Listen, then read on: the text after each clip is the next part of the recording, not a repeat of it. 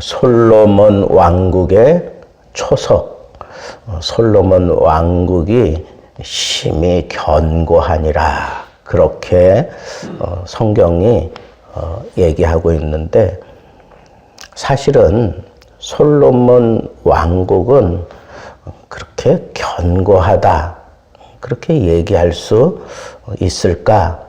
지금은 아닌 것 같아요. 아직은 아닌 것 같은데 심히 견고하니라, 그렇게 얘기한 거 보면 이 솔로몬이 이 다윗의 유언을 잘 받아들이고 그대로 시작하고 그것을 민족의 정신으로 삼고 그리고 나라의 근간으로 삼아서 시작했기 때문에 그것이 바로 솔로몬 왕국의 초석, 가장 든든한 그런 기초가 잘 되었기 때문에 성경은 이렇게 심히 견고하다라고 그렇게 얘기를 하고 있는 것입니다.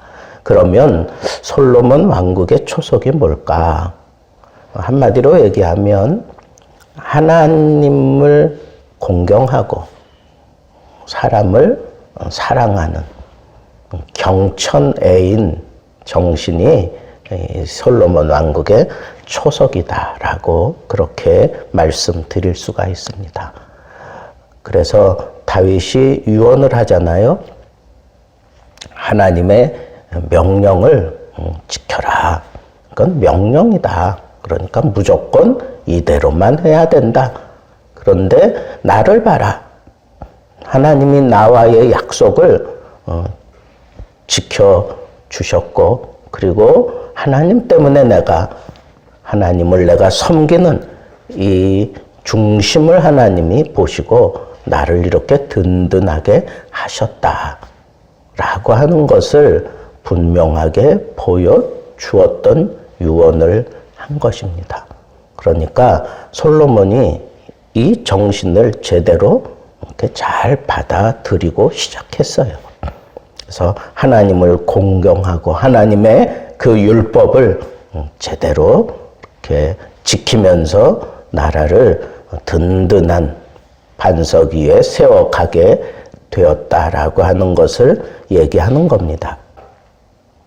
그리고는 오늘 말씀해 보니까 다윗이 이렇게 죽으면서 그가 이거는 꼭 해결하고 가야 된다. 너의 나라를 위해서도 이 문제는 꼭 해결하고 가야 된다. 그것이 하나님 나라의 정신이고 그리고 네가 세워가야 될 이 왕국의 정신이기 때문에 그렇다라고 하면서 세 사람에 대해서 얘기를 합니다. 첫째는 요압에 대해서. 요압은 억울한 피로 얼룩지게 했던 사람이에요. 그래서 그 아브넬, 그죠? 아브넬이 온 이스라엘의 왕으로 다윗을 추대하기 위해서 이렇게 협정을 하러 왔다가 돌아가는 길에 요압이 그를 불러들여서 죽였잖아요. 그러니까 평화의 시대에 전쟁의 시대가 아니에요. 이미 전쟁은 다 끝났어요. 근데 다윗과 아브넬의 그 평화 협정을 보기 좋게 그냥 사람을 죽임으로 인해서 깨트려 버린 장본인이기 때문에 이 요압을 그냥 놔둘 수가 없다는 거예요. 태평 시대의 전쟁의 피를, 그리고 실제로는 이 아브넬에 대해서는 자기 동생에 대한 그 복수심이 있잖아요. 그것 때문에 전쟁의 피를 끌어들였어요. 이 평화의 시대에. 또 아마사, 이 압살롬의 군대 장관 역할을 했던 이 아마사에게 충성을 다 했지만 그 난을 다 평정하고 난 다음에 다윗이 일부러 온 나라를 하나로 화합시키기 위해서 이 아마사를 군대 장관으로 그렇게 세운 겁니다. 그런데 요압이 좋지 않은 방법으로 이 아마사도 죽였어요. 그러니까 요압은 사실은 요압이 없는 다윗을 생각할 수 없을 정도로 다윗에게 정말 필요했던 장군이 분명했어요. 그리고 다윗의 그 모든 치부까지 그대로 다 가슴에 담고 묵직하게 그걸 지켜냈던 그런 장수 중에 장수잖아요. 그런데 한편으로는 이렇게 가시 같은 역할을 하고, 그리고 이 왕의 이 모든 처사에 대해서 마음에 들지 않는 부분이 있으면 그냥 보란 듯이 그렇게 행동하던 아주 교만한 사람이고 거친 사람이고 과격한 사람이 분명합니다. 그래서 그런 거칠고 과격하고 교만한 그런 모습, 그리고 어떤 분에 사로잡힌 모습으로 전쟁의 피를 평화의 시대에 끌어들인 이 모습은 다윗을 무시한 처사이기도 하지만 하나님의 뜻을 어긴 것이 분명하기 때문에 이 요압을 그대로 안고 갈 수는 없다. 너의 왕국에는 이런 자를 품고 있어서 안 된다라고 하는 것을 얘기를 했어요. 두 번째는 이 바르실레, 여러분 이 압살롬의 그 난을 피해서 정말 허덕이고 정말 죽고 싶은 그런 심각한 그런 상황에 빠진 다윗의 군사들에게 이 부자였습니다. 이 부자 바르실레가 먹을 것을 가지고 와서 다윗과 그 군사들에게 베풀어 주었던, 그리고 난을 평정하고 나와 함께 왕국으로 가자 그랬을 때 나는 이제 늙었으니 내 자식이나 돌봐달라 하는 그런 요청을 했을 때 다윗이 그것을 분명하게 약속을 해요. 너의 자식들 내가 책임지겠다 약속을 합니다. 그래서 그 약속을 솔로몬이 이어받아야 된다고 분명하게 얘기를 했어요. 그래서 함께 식사할 수 있도록 선을 행한 자들에게 이렇게 선으로 갚아주는 것, 이것이 바로 하나님의 정치다라고 얘기하는 거죠. 또 하나 여기 보면 압살롬의 난을 피해서 이렇게 정신없이 황급하게 도망가는 그 길을 계속해서 따라오면서 악독한 말로 계속해서 저주하면서 그렇게 외쳤던 그 시므이. 근데 이 시므이를 또 한편으로는 이해하는 것은 이 사울의 그 지파의 유력한 인물이었단 말이에요. 그걸 우리가 어떻게 알 수 있느냐 하면 이제 압살롬의 난이 평정되고 돌아올 때 이 시므이가 사울의 그 지파를, 베냐민 지파를 규합해가지고 단체로 와서 사울 왕을 영접하면서 그 용서를 받아내잖아요. 그럴 정도로 이 사울 왕의 그 지파, 베냐민 지파는 다윗에게 있어서 함부로 할 수 없는 그런 지파가 분명합니다. 그래서 이 시므에게도 약속해요. 칼로 너를 해하지는 않을 것이다. 저는 이제 한편으로 이런 생각을 해봤어요. 요압도 그렇고 바르실레도 그렇고 그리고 이 시므이도 그렇고 당장에 좋은 일을 한 사람에겐 상을 주고 또 악한 일을 한 사람에게는 벌을 그냥 당장에 다윗 그 당대에 그냥 얼마든지 할 수 있잖아요. 왕이니까 얼마든지 할 수 있는데 다윗은 자기 당대에는 이것을 하지 않겠다고 약속도 했을 뿐 아니라 자기 당대에는 그렇게 하는 것이 그게 별로 좋지 못하겠다. 시므이 같은 경우도 용서한 게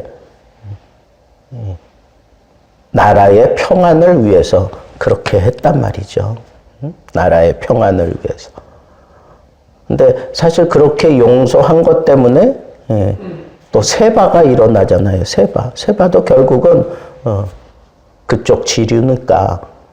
그러니까 이런 것들을 보면 다윗이 좀 우유부단한 사람이었나 하는 그런 생각도 해보지만 다윗이 생각했던 큰 그림, 이스라엘 전체의 이 화평을 위해서 자기 개인적인 그 보복심 이런 것들을 앞세우지 않았던, 그래서 우리가 다윗을 성군이라고 부르는 거죠. 이와는 달리 요압이 굉장한 장수였지만 그는 이렇게 철저하게 자기 동성의 복수를 위해서 아브넬을 죽이고, 그리고 자기의 어떤 그 군대 장관의 어떤 그 권위, 그 자리를 지키려고 아마사를 또 죽이잖아요.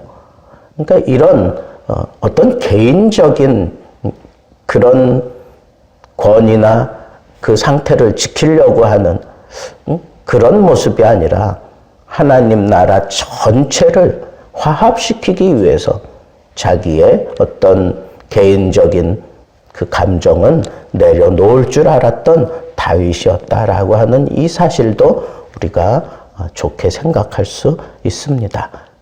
그러나 그럼에도 불구하고 이 사람들을 죄 없다 하지 말아라 그러면서 분명하게 솔로몬이 새롭게 여는 이 왕국에는 이 사람들을 처단해야 된다라고 하는 의미로 분명하게 솔로몬에게 얘기하고, 바르실레의 가족들은 약속한 대로 선을 베푼 사람들을 너의 왕국에서는 칭찬하고 상을 주라 하는 이 상선벌악에 대한, 그리고 경천 애인에 대한, 하나님에 대해서는 정말 공경하고 사람에 대해서는 이 분명한 이 원리를 따라 사랑할 수 있는 그런 초석을 가지고 너의 나라가 시작되어야 된다라고 하면서 다윗이 이 세 사람에 대해서 해결하라고 얘기하면서 뭐라고 그러냐 하면, 너는 지혜 있는 사람이다. 그러니까 지혜롭게, 그러니까 무리하게 이 문제를 해결하지 말고 지혜롭게 이것을 처리해야 된다라고 하면서 요청을 하고 있는 것을 우리는 아주 의미 있게 받아들여야 합니다. 여러분, 오늘 하루도 우리가 우리 삶의 초석을 한 번쯤 좀 되돌아보면 좋겠어요. 내가 살아가고 있는 이 삶의 이 분명한 정신이 뭔지, 내가 정말 믿음 생활하는 이 초석이 뭔지 한번 생각해 봄직하지 않습니까? 이것만 기억하세요. 하나님을 공경하고 사람을 그의 뜻을 따라, 그의 말씀을 따라, 그의 계명을 따라 사랑한다는 거예요. 하나님을 공경하고 그리고 사람을 사랑하되 둘 다 거기에 공통 분모가 있는데 그게 뭡니까? 하나님의 말씀이에요. 말씀 한 대로 하나님을 공경하고 말씀 한 대로 사람들을 사랑하라는 거예요. 그래서 상선벌악도 필요하고 하나님 앞에는 무조건 절대 순종하는 그런 자세를 가지고 이 나라를 든든한 반석 위에 올려놓아야 한다 하는 것이 이 다윗의 솔로몬을 향한 유언의 전부라고 얘기할 수 있겠습니다. 그리고 다윗이 죽었습니다. 여러분, 이 다윗의 죽음 그냥 짤막하게 얘기하지만 저는 이 다윗의 이 일생을 우리가 사무엘 상하를 통해서 다윗의 일생을 우리가 함께 호흡하며 달려왔는데 이게 정말 한 줄로 끝나야 되는 그런 문제는 아닐 거라고 생각해요. 다윗이 그동안 어떻게 살아왔고 어떤 어려움을 겪고 또 무슨 실수를 하고 또 그것을 하나님이 어떻게 또 해결하고 갚아주시는지 이런 모든 것들이 그 다윗의 인생 전반부에 다 깔려 있는데 한마디로 얘기하면 그는 죽지만 살아있는 자다 하는 생각을 해요. 지금도 이스라엘 백성들에게 가장 훌륭한 지도자 그러면 두 사람 꼽아요. 모세와 다윗. 그럴 정도로 다윗은 지금도 살아 있습니다.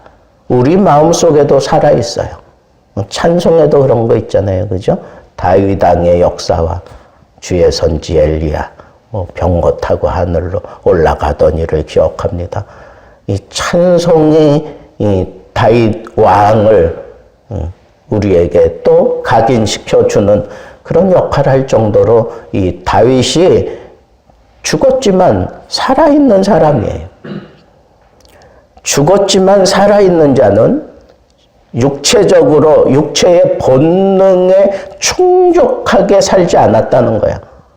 육신대로 살지 않은 사람, 그 사람을 우리는 살아있는 자라고 얘기하는 거예요.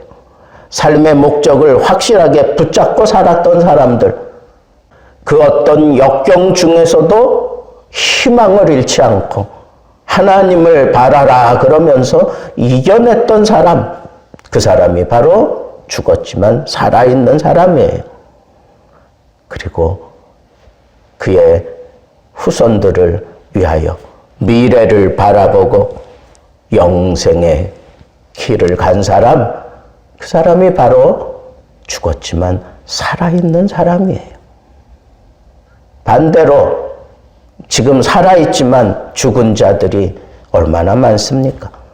권세를 잡았지만 그들은 죽은 자일 뿐이에요. 지혜롭다고 그렇게 세상 사람들 앞에 나서지만 그 사람들은 그냥 죽은 사람일 뿐입니다. 현실만 바라보고 사는 사람이에요. 미래에 대한 어떤 소망이 없는 사람입니다. 세상의 고뇌로 그냥 범벅이 되어서 사람들 속에서 무언가 자기를 드러내려고 하고 육체의 어떤 쾌락을 그렇게 즐기려고 하고 세상적인 가치 기준을 가지고 사람들에게 어필하려고 하는 이런 사람들은 살았지만 죽어있는 자들입니다. 여러분, 우리는 지금 어떤 삶을 살아가고 있습니까? 정말 하나님이 기대한 그런 삶은 죽어서도 살아있는 그런 영생을 향한 걸음을 옮기는 사람들, 하나님의 뜻을 따라 온전하게 걸어가는 그 사람, 죽지만 모든 사람들이 다 죽지만 여전히 살아있는 사람, 그 사람이 바로 예수 믿는 사람이고 하나님을 제대로 섬기는 사람이고 이 땅 위에 하나님의 뜻대로 하나님의 말씀대로 멋진 흔적을 남겨서 살아있는 사람, 그런 사람들이 바로 성경이 주목하는 사람이고 기대하는 사람입니다. 여러분, 우리도 다윗처럼 죽었지만 살아있는 사람, 그 삶의 모습을 가지고 당당하게 살면서 위로는 하나님을 공경하고 이 땅에서는 사람들에게 하나님의 뜻을 따라 사랑을 베푸며 살아갈 수 있는 그런 멋진 하나님의 사람들 되기를 우리 주님의 이름으로 축복합니다.